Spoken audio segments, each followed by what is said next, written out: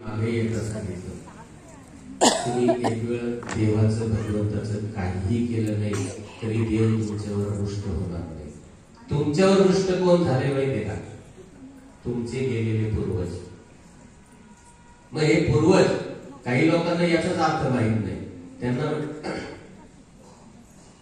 त्यांना आपण जर म्हटलं की तुमच्या पत्रिकेमध्ये पितृदोष आहे, तर ते आता माझ्या आई जिवंत आहे, मी त्यांना सांभाळत होतो, ते गेले, मग ते माझ्या कसे रुसतील? पितृदोष म्हणजे तुमची माता पिता नाही. पितर म्हणजे वेगळं आणि पितृ म्हणजे वेगळं. पितर म्हणजे माझ्यासारखा सुद्धा ताई नात्यानं मी गेल्यानंतर तुमच्याकडून अपेक्षा करू शकतो की या ताईनं माझ्या मोक्ष प्राप्तीसाठी काहीतरी सेवा केली पाहिजे. पितृ म्हणजे तुमच्या घरातले. मग ज्या वेळेला विवाह होतो, ज्या वेळेला नववधू विवाह करून आपल्या पतीच्या घरी आगमन करते, त्यावेळेला ती तिच्या वडिलांच्या माहेरचे 50% दोष हुंड्याबरोबर घेऊन येत असते. आपण खूप विचारपूर्वक या गोष्टी करणं फार महत्वाचं आहे. मग अगोदरच माझे 50%, माझ्या सौभाग्यवतीने टीव्ही, फ्रीज, अमकं तमकं जे काही आणलं त्याच्या बरोबर तिच्या बापाचे 50%, असे 100% दोष झाले. पण मी आनंदी कोणत्या याच्यात असतो? मला सोफा दिला, मला एलईडी दिला, मला सोन्याचं बॉकेट घातलं. मग कालांतराने काय होतं की माझी गाडी एकटा होतो ना त्यावेळेस चांगली चालली होती, परंतु जसं तिचं आगमन झालं गाडी थोडीशी रस्त्याच्या बाजूला घसरायला लागली. का? की अगोदर फक्त 50% दोष होते. थोडक्यात काय, 10-20% कावीळ असेल तर काहीच होत नाही, त्रासही होत नाही. तीच कावीळ जर 50% झाली, 80% झाली की मग तिचा त्रास आपल्याला जाणवतो. असेच 100% पितृदोष झाल्यानंतर प्रत्येक कामामध्ये अडचणी येणं, छोट्या छोट्या गोष्टीवरून पती पत्नीमध्ये मतभेद होणं, घटस्फोटापर्यंत ती गोष्ट जाणं, अशा अनेक प्रकारचे आपत्य न होणं, जरी आपत्य झाली तर ती व्यंगात्मक होणं, मुलामुलींचे विवाह रखडणं, मुलामुलींच्या शिक्षणामध्ये अडचणी निर्माण होणं, हे फक्त आणि फक्त तुमच्या पितृदोषामुळे होतं. तुम्हाला माहिती का शिशुपाल कोण होता?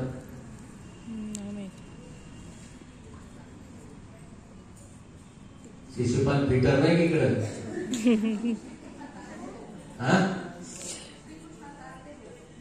गुड. तर या शिशुपालाला भगवंताने वरदान दिलं की 100 गुन्हे होईपर्यंत मी सुद्धा तुला काही करू शकत नाही. असंच आपले 100 पितृदोष होईपर्यंत ते सुद्धा तुम्हाला काही करत नाही. आणि ज्या वेळेला 100 होतात मग त्यावेळेला पैसा टिकत नाही.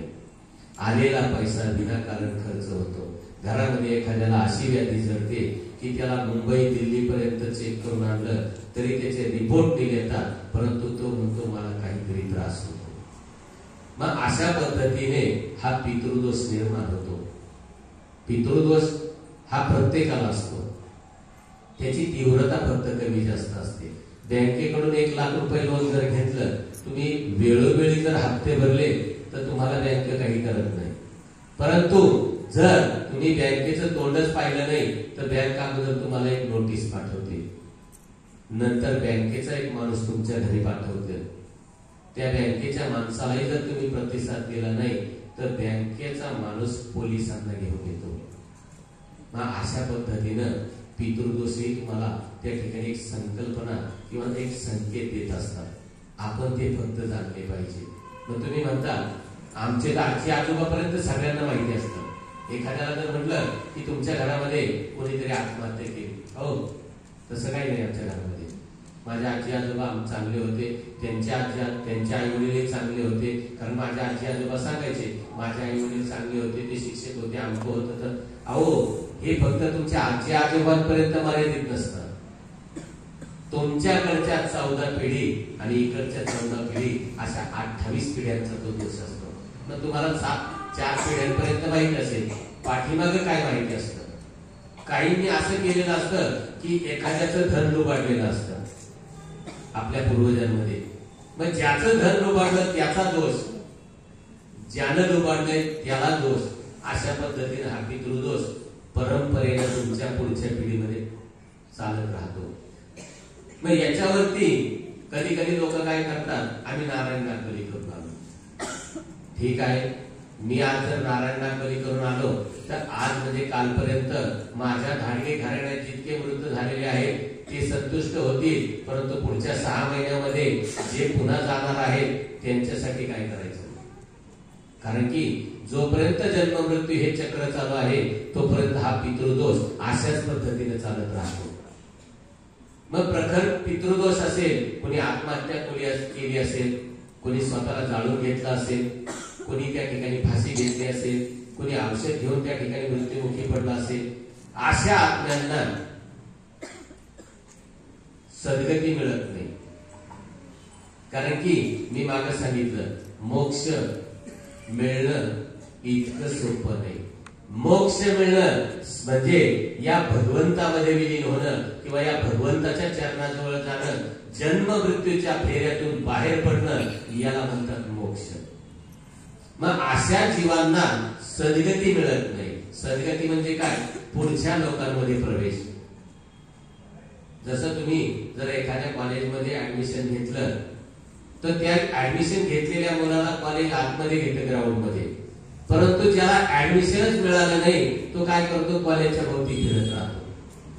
कारण की त्याला कॉलेजची आवड असते, तो कॉलेजही सोडू शकत नाही आणि ऍडमिशन न झाल्यामुळं त्याला गव्हर्नमेंट कॉलेज आतही घेत नाही.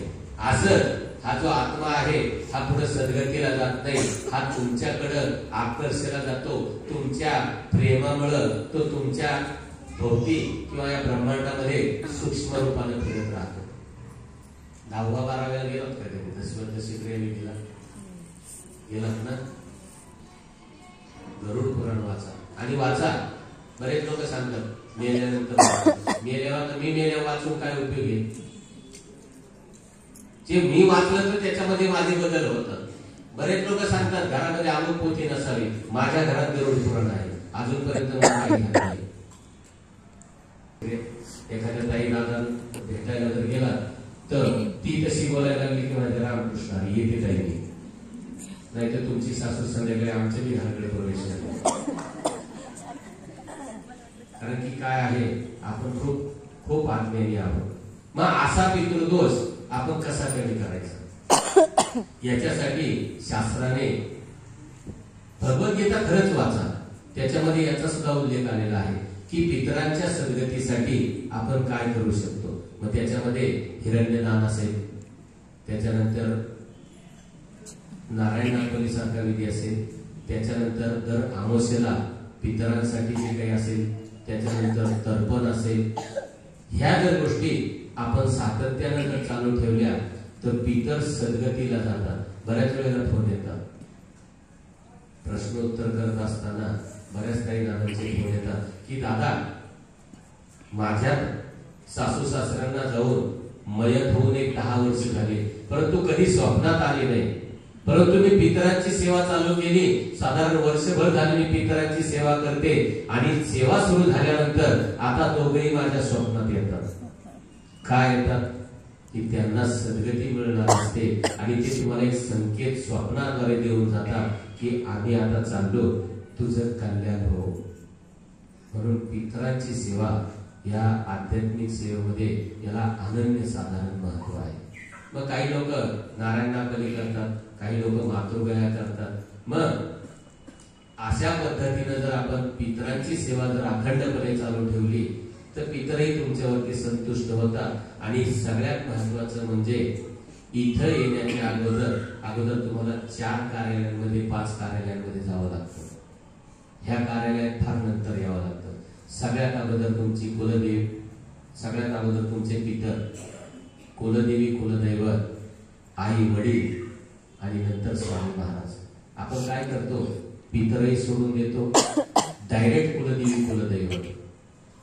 ते सोडलं की मध्ये जे आहेत आई बाप, ते तर परिस्थिती अशी झालेली आहे की ते नसलेली बरी असे बरंच वाटतं लोकांना. मग तेही सोडून देतो आणि डायरेक्ट स्वामींकडे येतो. जसं सरकारी कार्यालयामध्ये गेल्यानंतर सांगितलं जातं तुमचा अर्ज अमुक अमुक ठिकाणाहून अगोदर आला का, नसेल तर तुम्ही तो अर्ज घेऊन त्या टेबलवर जा, त्या साहेबाचा शिक्का आणा, मग पुढच्या टेबलवर काम करतो. असंच कुलदेवी कुलदैवत काय आहे. बऱ्याच वेळेला आपण कुलधर्म कुलाचार करत असताना, मान सन्मान करत असताना आमचे ताई दादा सगळ्यात अगोदर तुळजापूरला जातात. परंतु मातृभाषेमध्ये आई वडील म्हटलं जातं, परंतु आध्यात्मिक भाषेमध्ये वडील आणि आई म्हटलं जातं. म्हणजे सगळ्यात अगोदर आपल्या कुलदेवतेचा म्हणजे खंडोबा महाराजांचा मान सन्मान करावा. त्याच्यानंतर आपली जी काही कुलदेवी असेल याच्यामध्ये फार संभ्रम आहे. इथून सुरुवात आहे. काही लोकांना तर आपले कुलदेवीच माहित नाही. मग अशा वेळी काय करायचं. आपल्याकडे एक शास्त्र धर्म पुस्तक आहे.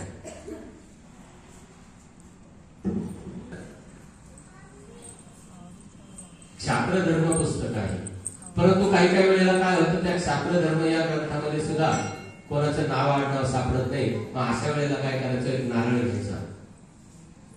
त्या नारळावरती रोज 2 कापराच्या वड्या प्रज्वलित करायच्या आणि त्या ठिकाणी त्या कापराच्या वड्या प्रज्वलित होऊन संपेपर्यंत आपण त्या ठिकाणी तुमच्या कुलदेवीचं चिंतन करायचं. मग असं करत असताना कदाचित तुमच्याकडे एखाद्या देवीचा प्रसाद येतो. मग तुळजापूरचा असेल, कोल्हापूर, सप्तशृंग, माहूर, अचानक तो प्रसाद पुढे आला की समजायचं आपली देवी ही. कधी कधी तुम्हाला स्वप्नामध्ये भरपूर खांब असलेलं मंदिर दिसतं. मग अशा वेळेला समजायचं की कोल्हापूरच्या देवीच्या मंदिराला खूप खांब आहे. कधी डोंगरावरची देवी दिसती, अशा वेळेला समजायचं की सप्तशृंगी माता गडावरती आहे. असे जे काही संकेत येतात याच्यावरून आपण आपली कुलदेवता फिक्स करावी. आणि कुलधर्म कुलाचार करताना ह्या 2 गोष्टी, ही 2 दैवत अतिशय महत्वाची आहे. आणि आपण याच ठिकाणी अशाच गोष्टींमध्ये फार कमतरता किंवा कमी पडतो. आता जर विचारलं ना की खंडोबाची तळी भरण्याचा जर कोणाला मंत्र माहिती असेल, वाचून सगळं म्हणतो मी, वाचून तुम्हाला महाभारतही सांगेल. परंतु पाठ कारण आपला कुलधर्म कुलाचार चंपा षष्ठी आणि अजून कधी असतो, तळी कधी भरता तुम्ही? दसरा, चंपा षष्ठी, नवरात्र. हा, आपल्या हिंदू संस्कृतीने सांगितल्याप्रमाणे आपण नवीन कालगणनेला म्हणजे नवीन वर्षाला ज्या वेळेला सुरुवात करतो, अशा गुढीपाडव्याला ज्या ज्या वेळेला आपल्या घरामध्ये काही सत्कार्य आहे, ज्या ज्या वेळेला आपल्या घरामध्ये काही आनंदोत्सव आहे, अशा वेळेला हा कुलधर्म कुलाचार आपण करत असतो. मग आपण इतक्या काही गोष्टी पाठीमागे आहोत की कालांतराने आपल्या मुलांना प्रभू रामचंद्रांचा फोटो दाखवावा लागल आणि सांगावं लागेल हे प्रभू रामचंद्र होते, हे मारुती राया होते, हे भगवान कृष्ण होते. का तर आज आपल्या हॉलमध्ये देवघरामध्ये फोटो शिल्लक राहिले नाही. पूर्वी जर गावाकडे गेलात ना, पूर्वीचे लोक खूप आडाणी होते, परंतु भाव खूप चांगला होता. एखाद्याच्या जर बैठक खोलीत बसलं तर या टोकापासून त्या टोकापर्यंत 36 कोटी देव दिसत होते फोटोमध्ये. लाकडाची पट्टी असायची आणि त्याच्यावरती शेजारी शेजारी सगळे देव लावायचे. त्या सासऱ्यांना पूजा करायला कमीत कमी 12 वाजायचे. असं त्यावेळेला त्यांना माहित नव्हतं की फोटो असे लावू नये तसे लावू नये, परंतु भावार्थ त्यांचा चांगला होता. आज परिस्थिती काय झाली, हॉलमध्ये लाखो करोडो रुपये खर्च केले जातात, परंतु आमच्या देवांना त्या किचनच्या शेजारी जागा मिळते. बऱ्याच जणांना हसायला कारण परिस्थिती तशी आहे. मग तरी ते कधी वास्तू चेकला तपासायला गेलं, दादा चालेल का इथं? आता नाही चालेल म्हणून काय करतात, त्यांना बाहेर कोणच ठेवू शकता. मग तुमच्याकडे मुलांची बेडरूम वेगळी असते, पती पत्नीची बेडरूम वेगळी असते, पाहुण्यांची बेडरूम वेगळी असते. फक्त आमच्या देवी देवतांना तुम्हाला जागा मिळत नाही. किती खेदाची बाब आहे. आणि हे जर समजा उद्या गणपती बाप्पा आले आणि म्हटले की चला आता अमुक अमुक दादांच्या ताईंच्या घरी जायचंय, साक्षात जर आले तर तुम्ही माणसं घरातले बाहेर काढतात आणि देवाला घरात घेऊन येतात. काय कुठं ठेवू आणि कुठं नाही असं करतात. त्या दिवशी तुमच्या यजमानांना सुद्धा तुम्ही सांगता की नाही नाही, आज गणपती बाप्पा मुक्कामाला आहेत, ते चांगल्या हॉलमध्ये झोपते, आपण वरांड्यात बसू. का तर ते साक्षात आले. आणि आता तुमच्याकडे आहे त्या फक्त चांदीच्या पितळेच्या मूर्त्या म्हणून तुम्ही वापर करता, कारण की तुम्हाला त्याच्यात भगवंत पाहायचा दृष्टीचा निर्माण झालेला आहे. आणि ही कधी होईल की ज्या वेळेला तुमचा सतत सहवास राहील. हो ताईसाहेब, आपल्या कितीही कामात असल्या आणि बाहेर जर काही आरडाओरडा झाला तर आमच्या ताईंचं पहिलं लक्ष असतं की पिंट्या बाहेर गेलाय, त्याच्याकडे तर काही संकट आलं नाही.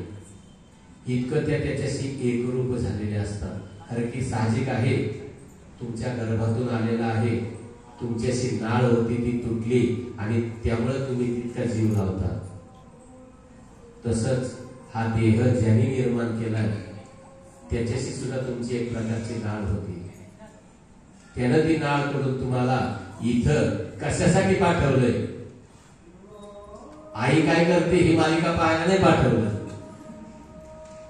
की तू या जन्मामध्ये मनुष्य प्राण्याच्या जन्मामध्ये जा, तुझी पाठीमागची जी काही पातक आहे ही या ठिकाणी या सेवा केंद्रात किंवा आध्यात्मिक नामस्मरणाने ती कमी कर. जर तुला जन्म मृत्यूच्या फेऱ्यातून बाहेर पडायचं असेल तर. परंतु आज आपल्याकडे परिस्थिती अशी झाली की बरेच संकल्पना अशी आहे, हा जीव परत नाही, आईश करून घ्या. आईश हा शब्द काय आलाय काही कळत नाही. याचा अर्थ मी गुगलवरती सुद्धा बऱ्याच वेळेला सर्च केला की आईश याचं डिस्क्रिप्शन काय आहे, परंतु मला नाही सापडला. परंतु तरुण पिढीचा आणि आपल्याचा सुद्धा आईश करून घ्यायची. हा जन्म काय परत आहे का? पुढचा जन्म काय आहे हे जर तुम्हाला समजलं मग तुम्ही अध्यात्माकडे वळता. 84 लक्ष योनी सांगितले आहेत, बरोबर? मग 84 लक्ष योनी कोणत्या कोणत्या आहेत हे माहिती का? प्राणी, जीव, जंतू, कीटक, वृक्ष, झाडाचा जन्म हा सुद्धा 84 लक्ष योनीमध्ये गणला जातो. व ह्या सगळ्या जन्मातून तुम्हाला बाहेर पडून मग मनुष्याचा जन्म आहे. एखादं वडाचं झाड असतं, लोक सांगतात 100-150 वर्षापूर्वीच आहे. कधी त्याला मोक्ष मिळायचा, कधी त्याचं या जन्मातून पुढच्या जन्मामध्ये मार्गक्रमण व्हायचं आणि कधी त्याला मनुष्य जन्म प्राप्त व्हायचा.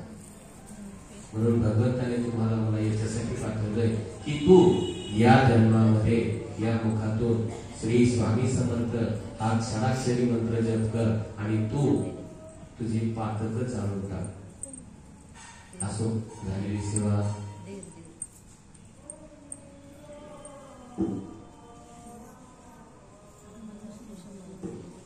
कटाळी लोक आता हानते मला